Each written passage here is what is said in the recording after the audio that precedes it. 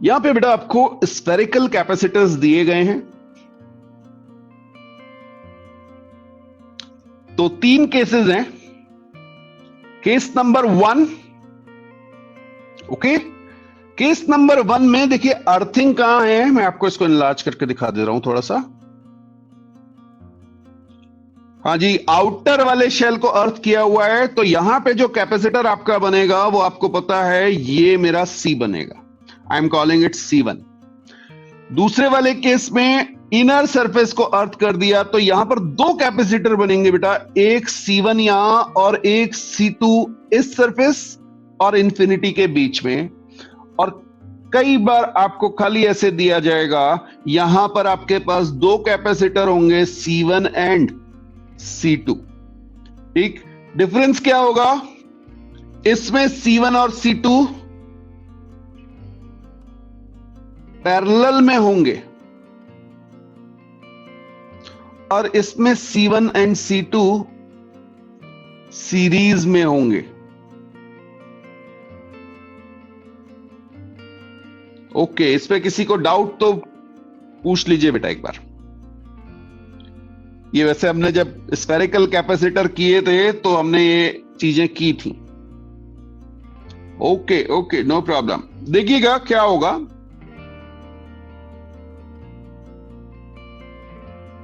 हाँ, 1 minute, answer पे आ रहे, पहले कॉन्सेप्ट समझ लें जरा सी बेटा। ठीक है, यहां पे समझना बेटा, मान लीजिए आपका यहां पर अर्थ किया हुआ है, तो यहां पोटेंशियल क्या हो गया, 0।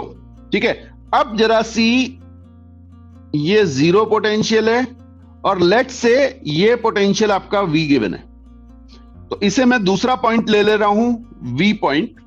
अब देख, पहला कैपेसिटर कहां है, C1, 0 और V के बीच में। दूसरा कैपेसिटर कहां बना, यहां और इंफिनिटी के बीच में। अगर तू इसको प्लस Q चार्ज देगी, यहां पे माइनस Q आएगा, यहां पे प्लस Q आएगा और माइनस Q इंफिनिटी पे एज्यूम होगा। तो दूसरा कैपेसिटर भी कहां लगा, 0 और V के बीच में। यस वैष्णवी, क्लियर है। तो ये दोनों इसलिए पैरेलल में हो गए। जबकि अगर आप इसको देखेंगे तो यहां पे आप प्लस Q चार्ज देंगे, यहां माइनस Q आएगा, यहां पे प्लस Q आएगा। क्लियर है, ओके। तो यहां पर अब पोटेंशियल 0 नहीं है, यहां V1 होगा, यहां V2 होगा, इंफिनिटी पे 0 होगा। तो अब ये सीरीज में हो गए। ओके, तो ये हमने चेक कर लिया कि कैसे हमारा आया। ठीक, और अब बात करते हैं कि इनके आंसर क्या आएंगे। तो अगर आपको याद हो,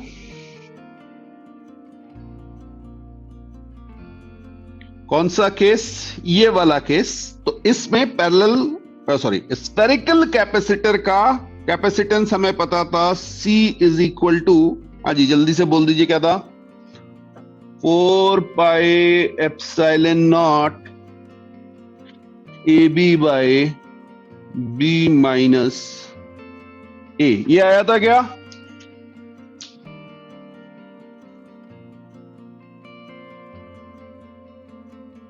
हाँ जी, किसी का आंसर आया था।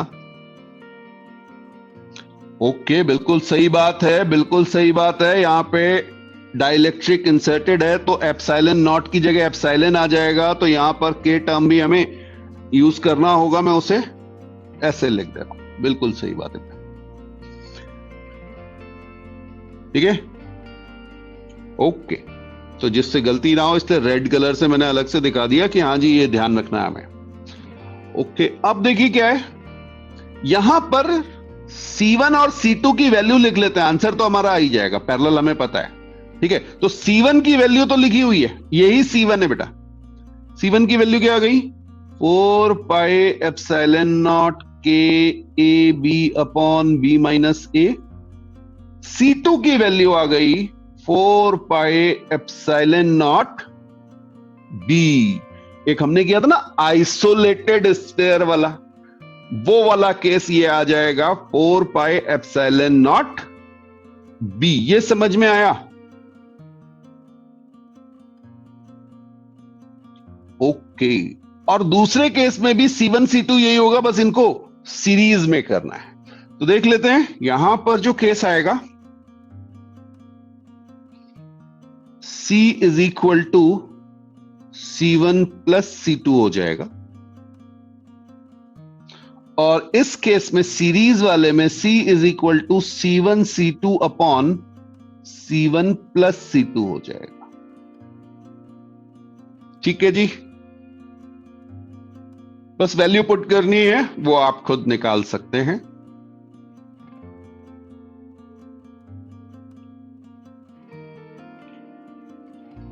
आप चाहें तो मैं आपको आंसर भी दे देता हूं, ऐसी कोई बात नहीं है, कर लेंगे।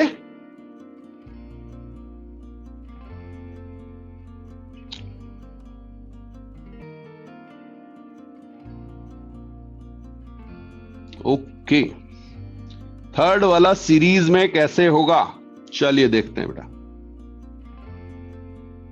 यहां प्लस क्यू, यहां माइनस क्यू, यहां प्लस क्यू, यहां माइनस क्यू, ये पोटेंशियल V1, ये पोटेंशियल V2, और यहां पर zero, zero potential V1 potential V2 potential, V2 बीच में है।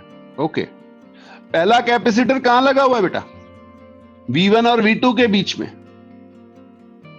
दूसरा कैपेसिटर कहां लगा हुआ है, 0 और V2 के बीच में। ये समझ में आ गया, ये C2 है, ये C1 है।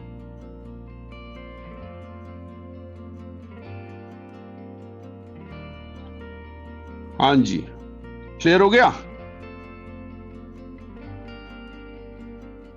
ओके, चलिए सॉल्व भी कर लेते हैं यार, कितना टाइम लगना है इसको सॉल्व करने में। तो देख लीजिए क्या आएगा। ठीक, C is equal to C1 की वैल्यू डाल देते हैं 4 पाई एप्सिलॉन नॉट के ए बी अपॉन बी माइनस ए plus 4 pi epsilon naught B. तो ये आपका आ जाएगा 4 pi epsilon naught B, common ले लीजिए, K A upon B minus A, check करते रहिएगा बेटा, ठीक है, प्लस 1।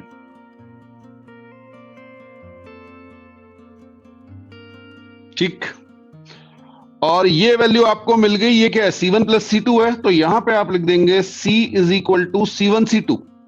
C1 C2 आपका हो जाएगा 4 pi epsilon naught K A b by b minus a into 4 pi epsilon naught b divided by 4 pi epsilon naught b K A b minus A plus 1। और यहां से आप देखेंगे तो ये आपका कैंसिल हो जाएगा। ठीक है, बी माइनस ए एलसीएम ले लेंगे तो बी माइनस ए भी कैंसिल हो जाएगा। तो यहां से आपका सी आ जाएगा 4 पाई एप्सिलॉन नॉट के ए बी अपॉन के ए प्लस बी माइनस ए। कुछ इस तरह का आना चाहिए, चेक कर लीजिए एक बार।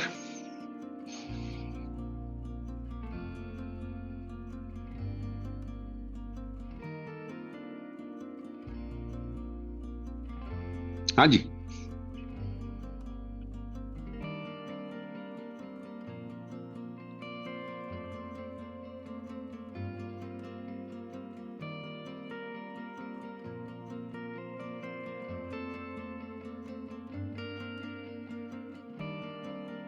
बी माइनस ए क्यों आएगा बेटा, ये और ये कैंसिल हो जाएगा। हाँ ठीक है ठीक है ठीक है, ओके ओके, इसीलिए बेटा मैंने लिख दिया, आप एक बार जस्ट चेक कर लेंगे ना आपने आंसर, इसलिए मैंने आंसर सॉल्व कर दिया। मुझे पता था आप कर तो लोगे, लेकिन फिर भी हो जाता है कई बार जल्दीबाजी में। ओके, गुड गुड गुड, आ गया। तो क्वेश्चन 4 कह रहा है कि find the heat produced if capacitor is connected to a battery of 10 volt. और पहले से इस पे कुछ चार्ज गिवन है बेटा, 2 प्लेट हैं, कैपेसिटर आपको दिया हुआ है, इसका कैपेसिटेंस भी गिवन है। कैपेसिटेंस आपको C is equal to 10 micro farad given है, और आपको इस पे पहले से कुछ चार्ज दिया हुआ है। मैं थोड़ा सा इनलार्ज करके आपको दिखा रहा हूं, ये देखिए, ओके, ये आपको चार्ज दिया गया है और फाइनली आपको करना क्या है, फाइनली आपको इसे बैटरी के साथ कनेक्ट कर देना है। ठीक, तो अब इस टाइप के क्वेश्चंस को कैसे सॉल्व करेंगे, तो पहले से इसमें कुछ एनर्जी स्टोर होगी। सबसे पहले हम इसका चार्ज डिस्ट्रीब्यूशन देख लेते हैं। तो आपको अगर याद हो तो 200 प्लस 400/2 आप करेंगे तो 300 आ जाएगा। ये वो चार्ज है जो दोनों सरफेस पे डिस्ट्रीब्यूट होता था। तो यहां पर, अच्छा ये कूलम नहीं माइक्रो कूलम कर लीजिएगा बेटा, कूलम तो बहुत बड़ा चार्ज हो जाएगा। Make it micro coulomb. Okay, नहीं तो बहुत तगड़ी एनर्जी आ जाएगी।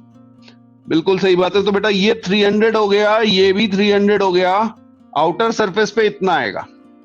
अब अगर आप देखेंगे तो यहां पर -100 और यहां पर 100 माइक्रो कूलम का चार्ज बनेगा। ये समझ में आया तो बोले बेटा, और किसी को डाउट यहां पर है तो वो पूछ ले।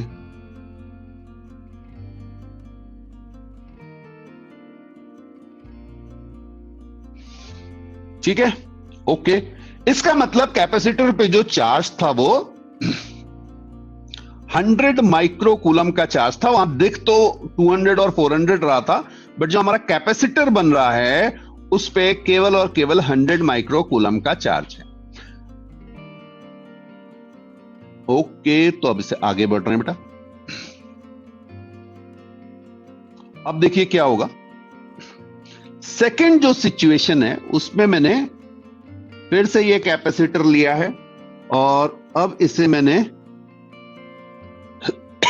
एक बैटरी के साथ कनेक्ट कर दिया, लाइक दिस। ठीक, चलिए जी, बैटरी के साथ कनेक्ट करेंगे। तो अब आप मुझे बता दीजिए कि अब चार्ज डिस्ट्रीब्यूशन क्या होगा। भाई ये मेरी 10 वोल्ट है और ये मुझे दिया हुआ है 10 माइक्रोफैराड। ठीक, हाँ जी, तो यहां पर बोलिए बोलिए, यहां पॉजिटिव आ जाएगा और यहां पर नेगेटिव आ जाएगा।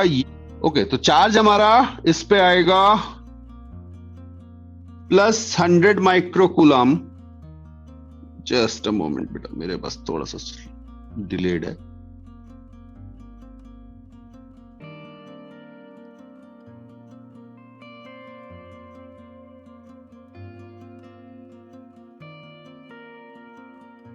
ओके, अब इसका एक तरीका आपको बता दूं बेटा। एक लाइन में आपका हीट लॉस निकल आएगा। हीट लॉस का जो फॉर्मूला है delta H is equal to delta Q square by 2C। What is delta Q?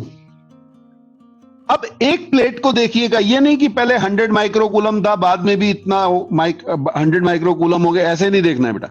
आपको देखना है कि प्लेट में, ये प्लेट पे कितना चार्ज था। तो पहले इस पे था -100 और बाद में 100 आ गया, तो टोटल जो आपका आया इसका मैग्नीट्यूड ले लीजिएगा। तो ये आपका आ गया 200 माइक्रो कूलम। और बस इसको स्टोर चार्ज को या चेंज इन चार्ज को आप क्या कीजिए, 200 इंटू 200/2 इंटू 10। तो ये आपका कैंसिल हो जाएगा, ये आपका आ जाएगा 2000 माइक्रो जूल आ रहा होगा। देखिए आप माइक्रो कूलम और माइक्रो फैराड वाली वैल्यूज पुट कीजिएगा तो इतना आना चाहिए।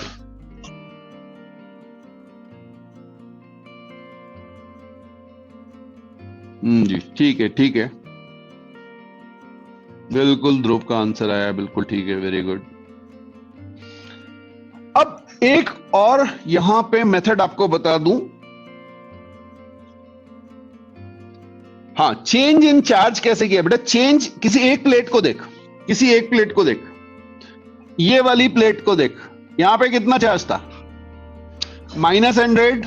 बाद में इस प्लेट पे कितना चार्ज आ गया, +100। तो चेंज कितना हो गया, 200 का। ये समझ में आ गया। दूसरे वे में भी दिखा देता हूं, किसी भी प्लेट को पकड़ ले, कोई एक प्लेट पकड़ना बस। दूसरी प्लेट में देखेगा तो पहले 100 था, इनर साइड की बात करनी है। यहां बेटा ये देख, कैपेसिटर में पहले कितना चार्ज था और अब ये हो गया, तो 100 माइनस माइनस 100 करेगा तो यहां पे भी 200 माइक्रो कूलम आ जाएगा। क्लियर?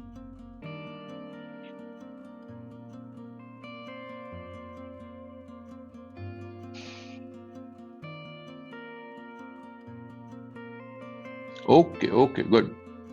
अब देखिए एक मेथड और आपको बता दूं, ठीक है?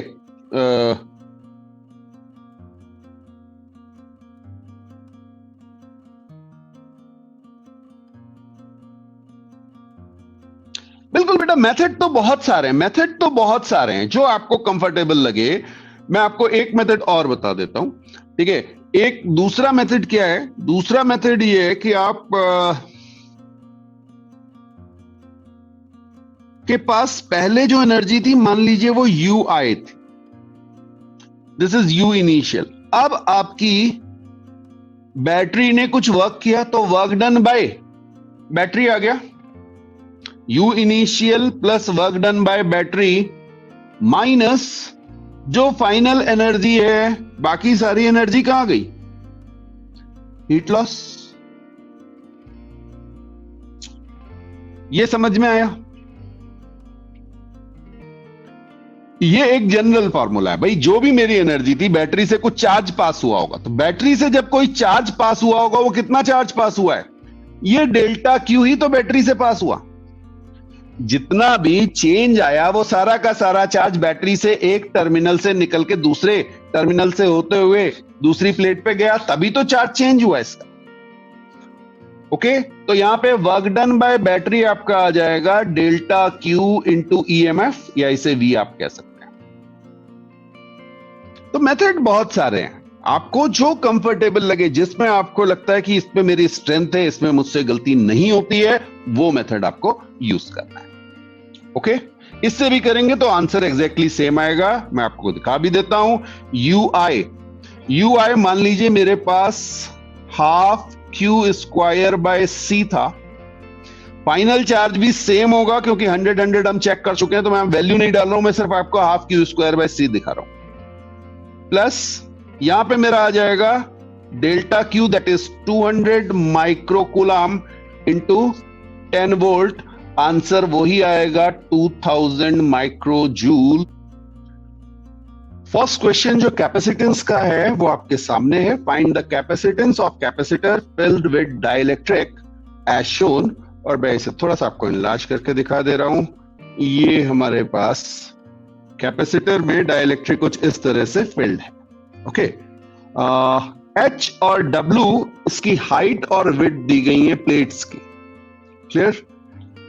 तो ये अगर प्लेट को आप देखेंगे तो प्लेट आपकी कुछ इस तरह से रहेगी, ठीक? ये विड्थ आपको डब्ल्यू दी गई है, तो उससे आप एरिया निकाल सकते हैं, और इसको आपको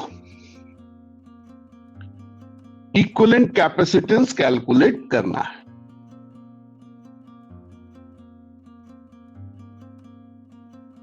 अगर आपको याद हो इस क्वेश्चन में, तो हमने आपसे कहा था कि हमेशा पहला कट जो है वो पैरेलल का, पहला कट पैरेलल का, तो पहला कट पैरेलल का मतलब क्या था?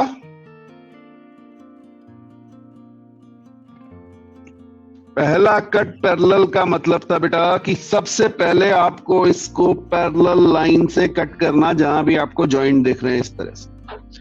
अब टोटल आपको दिख रहा है कि आपके पास कितने कैपेसिटर बन गए। ओके, इसके बाद आप सीरीज में कट करेंगे, तो इसके बाद जो नंबर आएगा वो आपका ये वाले कट का आएगा।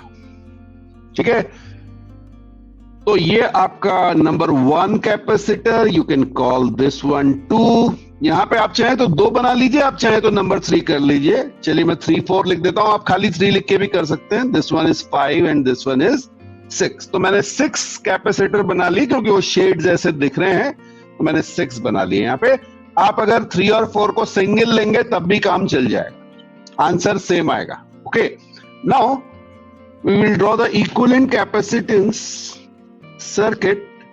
It will be like this. C1 and C2 are in series, then C3 and C4 are in series but parallel with C1 and C2 combination, and then we have C5 and C6 like this. Okay, is it clear to everyone?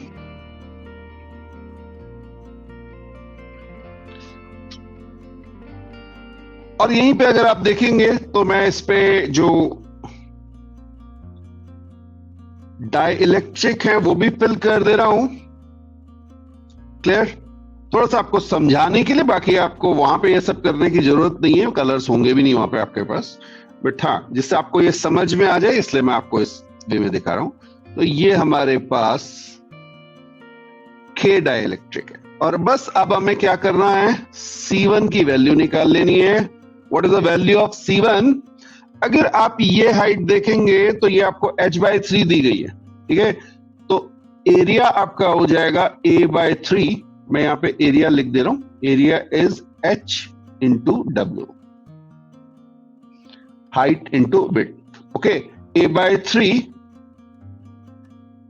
Epsilon naught K. Okay, K A epsilon naught by D जो है वो हमारा है D/2. तो अगर आप इसको देखेंगे तो ये आपका हो जाएगा 2/3 K A epsilon naught by D. एक बार जस्ट चेक कर लीजिए और अगर आपका आंसर यही आ रहा है तो मुझे रिस्पॉन्ड कर दीजिए, फिर मैं आगे चलूं.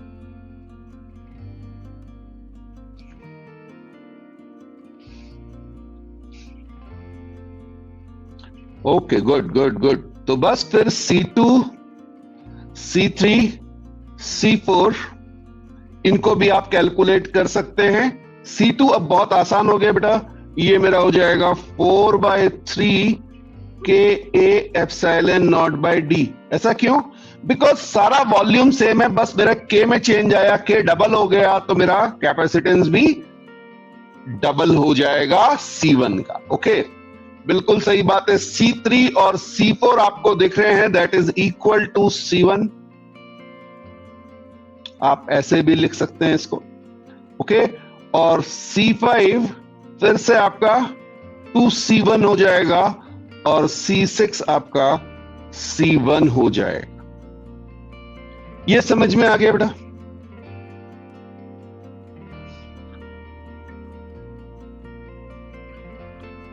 और इसके बाद आप इसको सॉल्व कर लीजिए, आपको क्लियरली दिख रहा है. ठीक है, मैं यहां पे वैल्यूज भी पुट कर रहा हूं. तो C2 को अगर मैं 2C1 डाल दूंगा तो ऊपर मेरा बन जाएगा 2C1/3. कौन सा कॉम्बिनेशन? This combination. ओके, फिर C3 C4 मेरा बन जाएगा C1/2, दिस कॉम्बिनेशन. ओके, और C5 6 C6 वाला फिर से बन जाएगा 2C1/3. Okay okay, very good, आपके आंसर आ गए, बहुत अच्छे बेटा. 11/6 C1 आपने मुझे बताया, बिल्कुल सही है. 11/6 C1, और C1 की वैल्यू हमें पता थी, C1 की वैल्यू हमने ली हुई थी 2/3 K A epsilon naught by D. तो मैं यहां पे वैल्यू डाल दे रहा हूं, 11/6 इंटू 2/3 K A की जगह HW epsilon naught by D. तो ये हमारा इक्विवेलेंट कैपेसिटेंस आ गया इस डाई इलेक्ट्रिक फील्ड कैपेसिटर का. Find the capacitance of a capacitor of plate dimensions h into W and gap between plates at one end is D. तो ये आपको यहां पर गैप इस तरह से D दिखाया हुआ है बेटा. ठीक, one plate is fixed, ये वाली प्लेट फिक्स है, and another is tilted at an angle of theta. बस प्लेट टिल्ट की हुई है, उसकी लेंथ पूरी h लेनी है आपको, ठीक है। ओके, तो ये अगर आप इसे देखें तो ये वेरिएबल कैपेसिटेंस का क्वेश्चन बन गया, ठीक। तो क्लियर है, ऐसे बहुत सारे क्वेश्चंस हमने किए, बट एक प्रैक्टिस हो जाए, एक रिवीजन हो जाए क्विक। तो पहला कट पैरेलल का,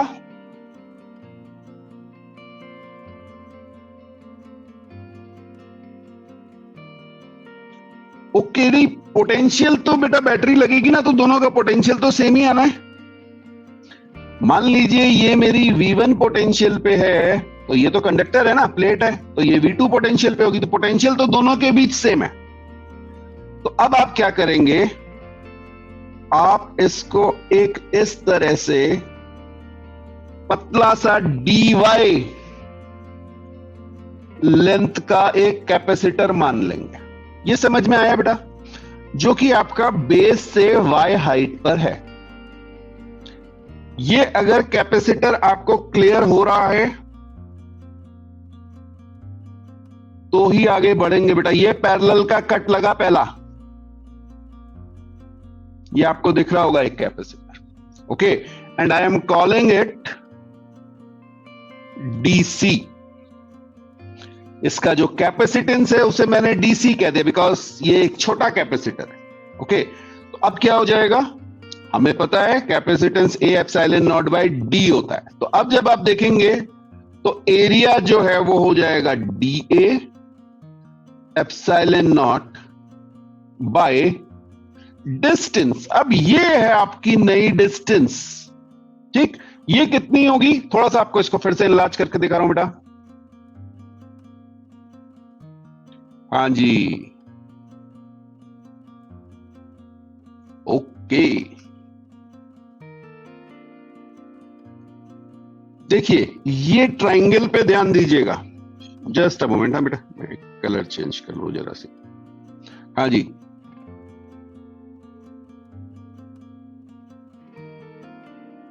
ये ट्राइंगल, ठीक। तो यहां पे आप देखेंगे ये आपका y है, ये एंगल थीटा गिवन है, और ये लेंथ आपको चाहिए, ये वाली। क्लियर? तो ये आपकी हो जाएगी, ओके, y tan थीटा होगी क्या, जल्दी से चेक करके मुझे बता दो। ये वाली लेंथ,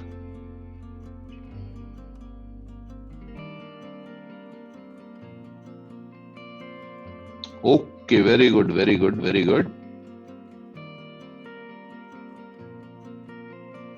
हाँ जी, तो बस यहां पर नीचे हम वैल्यू डाल देंगे इसकी d plus y tan theta.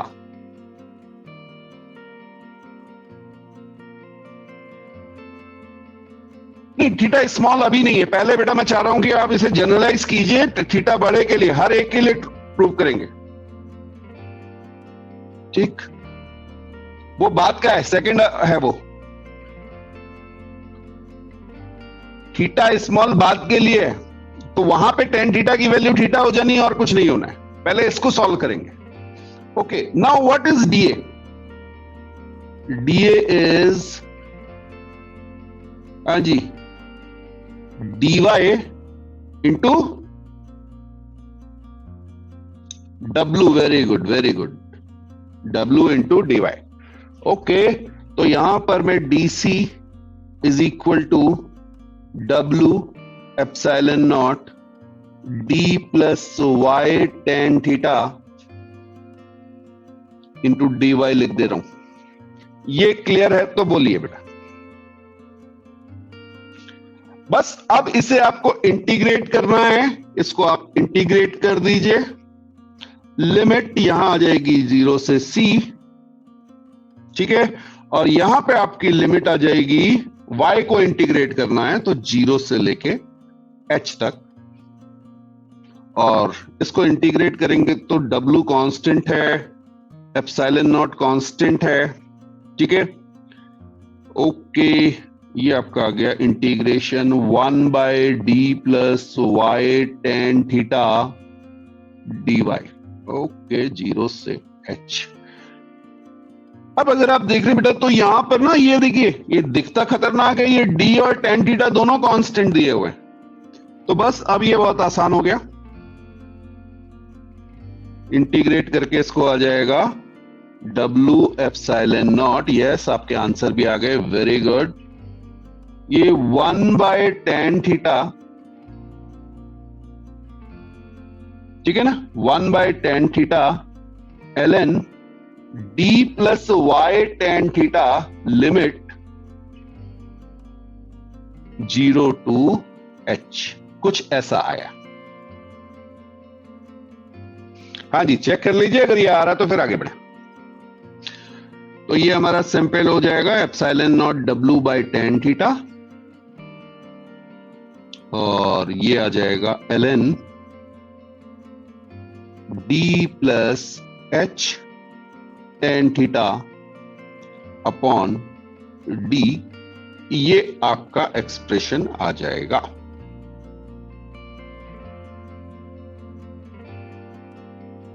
ठीक है, very good very good very good, okay.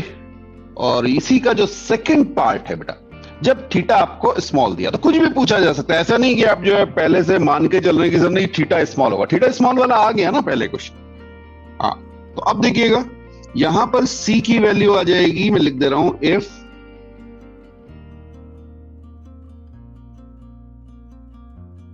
Theta is small, तो c इज इक्वल टू, हाँ जी, ये आपका आ गया d plus y theta dy। Clear है? ओके, इसमें से ईज करने के लिए इसको omega epsilon naught by D हम कॉमन ले लेते हैं, इंटीग्रेशन।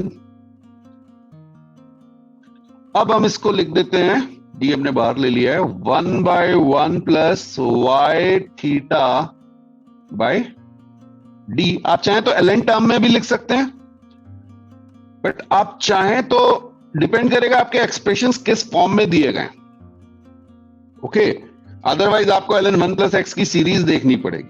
तो यहां से आप एक काम और भी कर सकते हैं बेटा, 1 plus y theta by D to the power -1 dy लिख लीजिए इसको। क्लियर? क्योंकि थीटा स्मॉल है और थीटा वेरी वेरी स्मॉल दिया हुआ है आपको, तो आप यहां पे बाइनोमियल लगा दीजिए, ये आपका आ जाएगा integration 1 minus y theta by D. अच्छा, एक वो कॉमन टर्म बाहर का मैं नहीं लिखा मैंने, हाँ ये लिख लीजिएगा, omega epsilon naught by D. हाँ जी, क्या ये आ रहा है? देखिए term,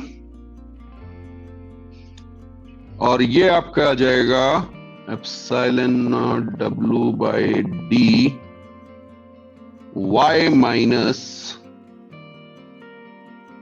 y square theta by 2d limit 0 to h।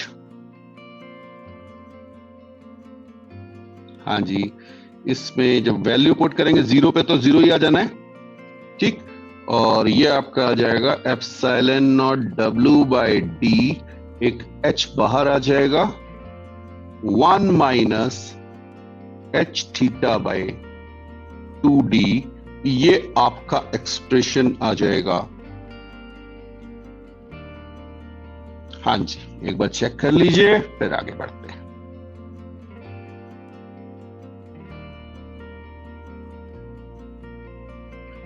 नहीं बेटा, अगर थीटा बड़ा होगा तो कैसे लिखेंगे? अगर थीटा बड़ा होगा तो कैसे लिखेंगे? अच्छा, आप आंसर की बात कर रहे हैं? हाँ बिल्कुल, आंसर में लिख सकते हैं, आप यहां पे लिख सकते हैं। यहां पे थीटा स्मॉल होने पे आप थीटा यहां पे भी रिप्लेस कर देंगे, थीटा यहां भी करेंगे। मेरा तो आपका ये था कि बेटा जरूरी नहीं ln के टर्म में दिया हो, आपको अगर वो ln सीरीज को एक्सपेंड करके दे देगा तो फिर ये वाला टर्म दिया होगा, इसलिए मैंने ऐसे बताया।